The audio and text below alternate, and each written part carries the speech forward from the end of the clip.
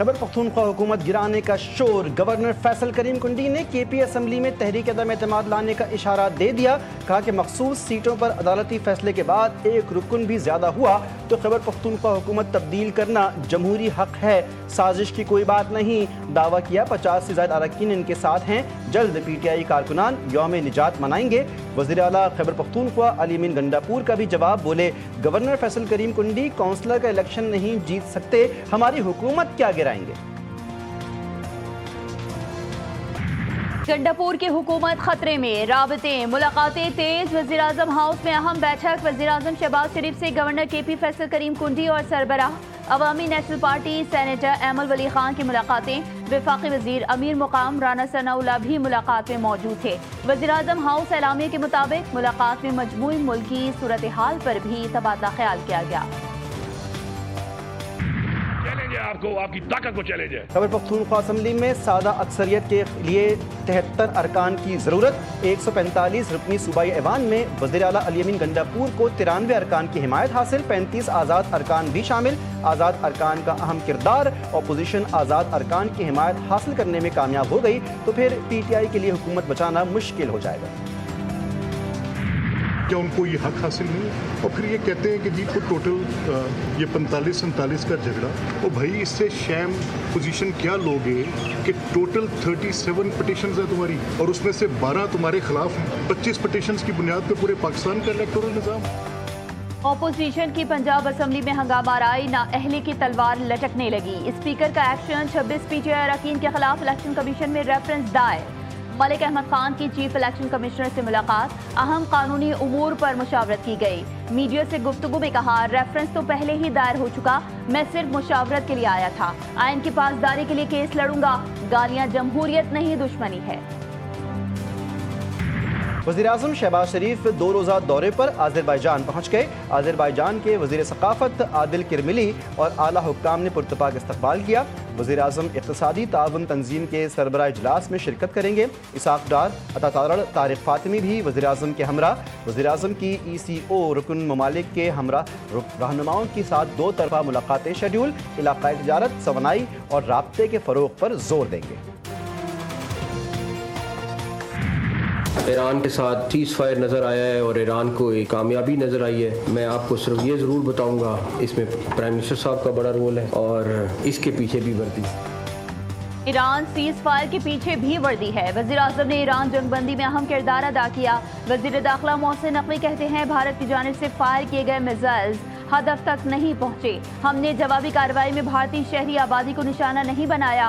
पाक भारत जंग में पाकिस्तान का ज्यादा नुकसान नहीं हुआ। आर्मी चीफ सीना तान कर खड़े थे, कोई परेशानी नहीं है। तलाल चौधरी ने कहा, दहशतगर्दी के खिलाफ जंग में हम सबको मुत्तहिद होना होगा, नफरत और फिरका वारियत का शिकार नहीं होना। बानी PTI तहरीक का ऐलान करते हैं तो मुज़ाकरात की बातें शुरू हो जाती हैं। बानी PTI की हमशीरा अलीमा खान की सहाफ़ियों से गुफ्तगू। कहा कि हुकूमत PTI से डर गई है। 9 मई के केसेस में आज मुल्ज़िमान बरी हुए हैं। बानी PTI का साथ देने वालों के लिए हर अदालत में जाएंगे। मैं कहता हूँ इस वक्त अगर आज भी PTI के बानी जेल में है तो वो उस PTI की वजह से ही जेल पर है, PTI की सियासत की वजह से ही जेल में है। जो इन्होंने अपने सबने 1.5 इंच की मस्जिद बनाई और जो इन्होंने अपनी एक पॉलिटिक्स की हुई है, वो खुद अपने दुश्मन है। KPK की हालत आपको सबको पता है कि हमेशा यही एक पॉलिटिक्स रही है कि जमात इस्लामी ने कभी जिंदगी में जो है वो कोई काम नहीं किया सिवाय तनकीद। एहतजाज सबका हक है, हुकूमत किसी जत्थे की बात नहीं मान सकती। PTI को किसी दूसरी जमात से कोई खतरा नहीं। बानिया जेल में PTI की वजह से है। वजीर इत्तलात शर्जील इनाम मेमन कहते हैं, इल्जाम लगाने वालों ने आज तक कुछ नहीं किया, सिर्फ प्रोपेगेंडा किया। जमात इस्लामी ने हमेशा फितने की सियासत की, तनकीद के अलावा कोई काम नहीं किया। तहरीक इंसाफ के रहनुमा असद कैसर की सऊदी अरब के सफ़ीर नवाफ बिन सईद अल मालिकी से मुलाकात। 2 तरफ़ा ताल्लुकात, खित्ते की मजमूई सूरत हाल और बाहमी दिलचस्पी के दीगर उमूर पर तबादला ख्याल। असद कैसर ने कहा, पाकिस्तान सऊदी अरब के साथ अपने देरीना बिरादराना ताल्लुकात को कदर की निगाह से देखता है और इन ताल्लुकात को मज़ीद मुस्तहकम बनाने के लिए ख्वाह है। سانحہ سوات کے ذمہ داران کے خلاف تحقیقات، ڈی جی ریسکیو شاہ فہد انکوائری کمیٹی کے سامنے پیش، اپنا بیان قلم بند کروا دیا، کہا واقعہ 27 جون کو پیش آیا اور ریسکیو آپریشن فوراً شروع کر دیا گیا تھا۔ سوات ریسکیو 1122 کی ٹیمیں 7ویں روز بھی مشن پر، تیز پانی، گہرائیاں اور مشکل زمینوں کے باوجود سرچ آپریشن جاری ہے، اب تک 12 لاشیں نکالی جا چکی ہیں۔ پشاور ہائی کورٹ کا سانحہ سوات کی تحقیقات پر سخت برہمی کا اظہار، غفلت برتنے والوں کا فوری تعین کرنے کا حکم، چیف جسٹس نے استفسار کیا کیا تحقیقات مکمل ہو چکی ہیں، جس پر چیئرمین صوبائی انسپیکشن ٹیم نے بتایا تحقیقات جاری ہیں اور مختلف محکموں کی کوتاہیاں سامنے آ رہی ہیں۔ عدالت نے سیاحوں کے تحفظ، میڈیکل ایمرجنسی اور ریسکیو کوارڈینیشن پر بھی سوالات اٹھائے۔ چیف جسٹس نے ہیلی کاپٹر کی دستیابی اور استعمال میں تاخیر پر بھی رپورٹ طلب کر لی۔ دریائے سوات کے واقعے پر انکوائری چل رہی ہے، جہاں جہاں جس کی غفلت پائی گئی کارروائی کریں گے۔ علی امین گنڈاپور نے کہہ دیا، بولے سانحہ سوات کے ذمہ داران کو سزا دی جائے گی، دریاؤں کی تعمیرات کو ختم کیا جائے گا۔ ریلا وہ صرف ان افراد کو بہا کے نہیں لے کے گیا، بلکہ وہ خیبر پختونخوا کی گورننس کو، 13 سال کی ان کی پرفارمنس کو، نام نہاد مدینہ کی ریاست جو انہوں نے بنائی ہے، ہوائی خلائی، وہ نیا پاکستان، نیا پختونخوا، مثالی نظام حکومت، وہ سب کچھ اپنے ساتھ بہا کے لے گیا۔ حالانکہ آپ کے لیڈر نے یہ پریسیڈنٹ سیٹ کیا تھا اور وہ مثالیں دیا کرتا تھا۔ عمران خان صاحب بولتے تھے کہ کوریا میں ایک کشتی الٹ گئی تو وہاں کے وزیر اعظم نے استعفیٰ دیا۔ سانحہ سوات پر خیبر پختونخوا حکومت کا رد عمل افسوسناک، حکمرانوں کو دریا میں پھنسے ہوئے لوگوں کی آواز کیوں نہ سنائی دی، دریا میں پھنسے لوگ امداد کے منتظر رہے۔ خیبر پختونخوا حکومت صوبے کے نظام و نسق میں ناکام ہو چکی ہے۔ وزیر اعظم کے کوارڈینیٹر اختیار ولی کی خیبر پختونخوا حکومت پر کڑی تنقید۔ 9 مئی کیس میں اسلام آباد ہائی کورٹ نے پی ٹی آئی کے 4 کارکنان کو بری کر دیا۔ جسٹس اعظم اور جسٹس خادم نے فریقین کے دلائل کے بعد فیصلہ سنایا۔ انسداد دہشت گردی عدالت نے 10 سال قید کی سزا سنائی تھی۔ خواجہ آصف کی تنقید، اسپیکر ایاز صادق کا بڑھی ہوئی تنخواہ لینے سے انکار، تنخواہوں کے معاملے پر وزیر دفاع خواجہ آصف کی مسلسل تنقید اور الزامات کے بعد اسپیکر قومی اسمبلی نے وزیر اعظم کو خط لکھ دیا۔ ذرائع کے مطابق اسپیکر ایاز صادق نے اپنی تنخواہ کا معاملہ وزیر اعظم پر چھوڑتے ہوئے کہا، تنخواہ کے معاملے سے میرا کوئی تعلق نہیں اور نہ ہی دلچسپی ہے، تنخواہ بڑھانے کا فیصلہ وفاقی کابینہ کا ہے، میرا نہیں۔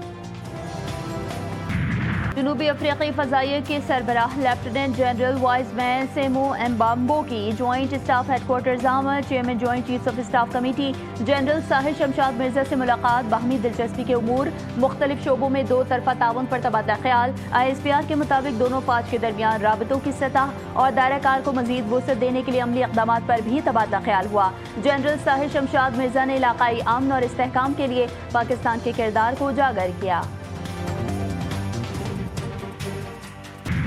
پاک فضائیہ ملکی فضائی سرحدوں کی دفاع کے لیے ہر لمحہ تیار، قوم کی حمایت سے مسلح افواج ہر چیلنج سے نمٹنے کی بھرپور صلاحیت رکھتی ہے۔ Air chief marshal Zaheer Ahmed Babar Sidhu کا اسپیکر ایاز صادق کے نام اظہار تشکر کا خط، قومی یکجہتی کے قیام میں ایاز صادق کا کردار قابل ستائش قرار، بھارتی جارحیت کے خلاف قومی یکجہتی کے قیام میں اسپیکر کے پارلیمانی کردار کو سراہا۔ کراچی میں مانسون کے دوسرے اسپیل کی انٹری ہو گئی، شہر میں آج اور کل ہلکی بارش کا امکان۔ محکمہ موسمیات کے مطابق 20 جولائی کے بعد سے شہر میں ایک اور مانسون اسپیل انٹری دے گا۔ رواں سال کراچی میں مانسون کی بارشوں کا سلسلہ طویل ہو سکتا ہے۔ ملک بھر میں بارش، طوفان اور سیلاب کا الرٹ جاری، کہیں ہلکی تو کہیں تیز بارش کا امکان۔ این ڈی ایم اے کے مطابق 10 جولائی تک اسلام آباد، راولپنڈی، اٹک، جہلم، چکوال، میاوالی، سرگودا میں طوفانی بارش متوقع۔ سوات، چترال، کوہستان، شانگلہ، بونیر، بٹگرام، سوابی، نوشہرہ میں بارش کا امکان۔ وادی نیلم، راولاکوٹ، حویلی، باغ میں شدید بارش سے ممکنہ سیلابی صورتحال کا خطرہ۔ وفاقی حکومت کا محرم الحرام کی سرکاری تعطیلات کا اعلان، نوٹیفیکیشن جاری کر دیا گیا۔ نوٹیفیکیشن کے مطابق 5 اور 6 جولائی، 9 اور 10 محرم الحرام کو سرکاری تعطیلات ہوں گی۔ معیشت میں شفافیت لانے کے لیے ڈیجیٹل ٹرانزیکشن سسٹم ناگزیر، شہریوں اور کاروباری اداروں کے درمیان ادائیگی کو آسان بنانا ضروری ہے۔ وزیر اعظم شہباز شریف کی کیش لیس اور ڈیجیٹل معیشت کے فروغ سے متعلق اجلاس میں گفتگو، ڈیجیٹل ٹرانزیکشنز کو معیشت میں شفافیت لانے کا بنیادی ذریعہ قرار دیا۔ اجلاس میں معیشت کی ڈیجیٹائزیشن سے متعلق حکومتی حکمت عملی پر وزیر اعظم کو تفصیلی بریفنگ دی گئی۔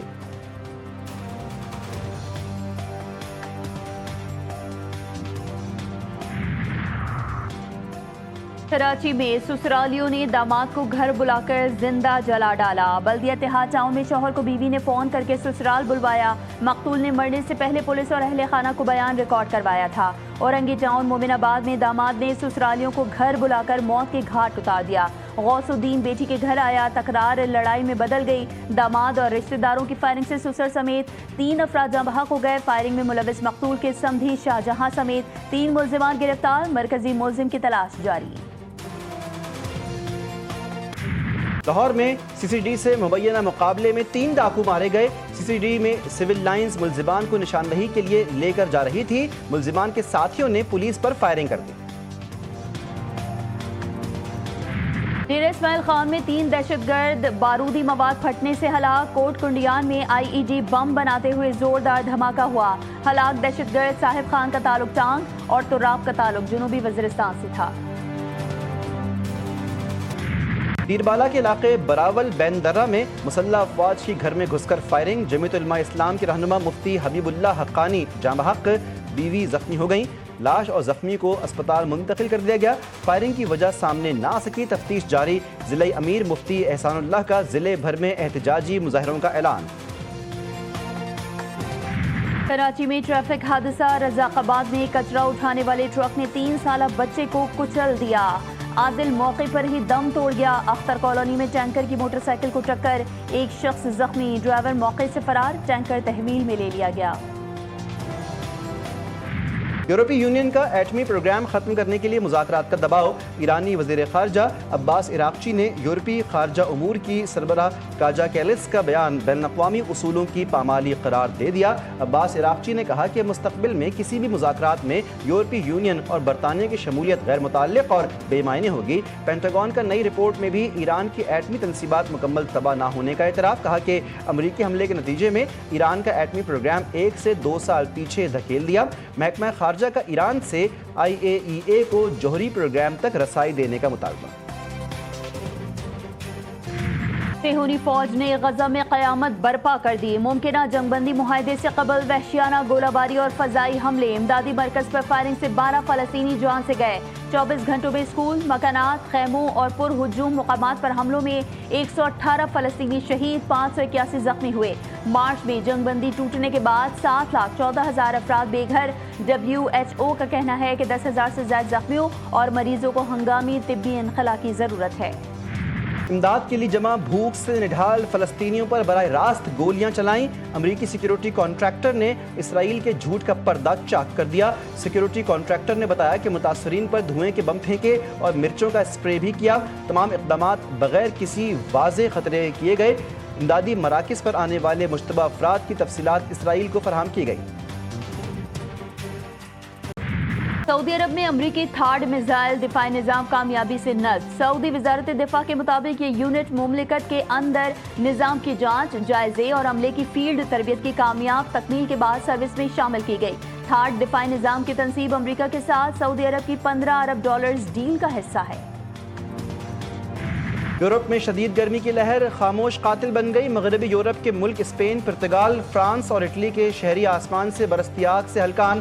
اسپتال رسیدہ افراد سے بھر گئے، 9 افراد ہلاک۔ اسپین میں پارہ 46 ڈگری تک پہنچ گیا، دیگر ممالک میں درجہ حرارت 40 ڈگری۔ محسن نقوی کی زیر صدارت PCB کے بورڈ آف گورنرز کا اجلاس۔ رواں مالی سال کے لیے 18 ارب 30 کروڑ روپے کے بجٹ تخمینہ جات کی متفقہ منظوری۔ کرکٹ کے فروغ کے لیے بہترین کارکردگی والے ریجن کی ہر سال حوصلہ افزائی کا فیصلہ۔ بہترین پرفارمنس والے ریجن کو ہر سال انعام دیا جائے گا۔ بھارتی حکومت کا پاکستان ہاکی ٹیم کو ایشیا کپ میں شرکت کے لیے ویزے جاری کرنے کا فیصلہ۔ قومی ٹیم بھارت کے شہر راجگیر بہار میں ایشیا کپ میں شرکت کرے گی۔ بھارتی میڈیا کے مطابق وزارت داخلہ، خارجہ اور کھیل کی جانب سے منظوری دی گئی۔ کرکٹ آسٹریلیا نے بگ بیش کا شیڈول جاری کر دیا۔ ایکشن سے بھرپور لیگ میں پہلی بار پاکستانی کرکٹرز کی بڑی تعداد ان ایکشن ہوگی۔ لیگ کے تمام میچز 14 دسمبر سے 18 جنوری تک کھیلے جائیں گے۔ ایشین یوتھ گرلز نیٹ بال چیمپئن شپ، پاکستانی خواتین کی شاندار پرفارمنس، قومی ٹیم نے فائنل کے لیے کوالیفائی کر لیا۔ سیمی فائنل میچ میں جاپان کو 39 کے مقابلے میں 64 گول سے شکست۔ 7 محرم الحرام کی تاریخ اس شہزادے سے منسوب جس نے 13 سال کی عمر میں دشمن پر وار کیا۔ امام حسن علیہ السلام اور ام فروا کے صاحبزادے شہزادہ قاسم ابن الحسن علیہ السلام، جنہوں نے بتایا کہ راہ حق پر موت ان کے لیے شہد سے زیادہ شیریں ہے۔ حضرت قاسم بن حسن علیہ السلام کی شادی واقع کربلا کے معروف موضوعات میں سے ایک۔ 7 محرم الحرام کو ہر سال شہزادہ قاسم علیہ السلام کی مہندی کا جلوس نکالا جاتا ہے۔ اور عظیم صوفی بزرگ حضرت فری الدین مسعود گنج شکر رحمۃ اللہ علیہ کے عرس کی تقریبات جاری۔ زائرین کے لیے بہشتی دروازہ کھول دیا گیا۔ ہزاروں زائرین نے بہشتی دروازے سے گزرنے کی سعادت حاصل کی۔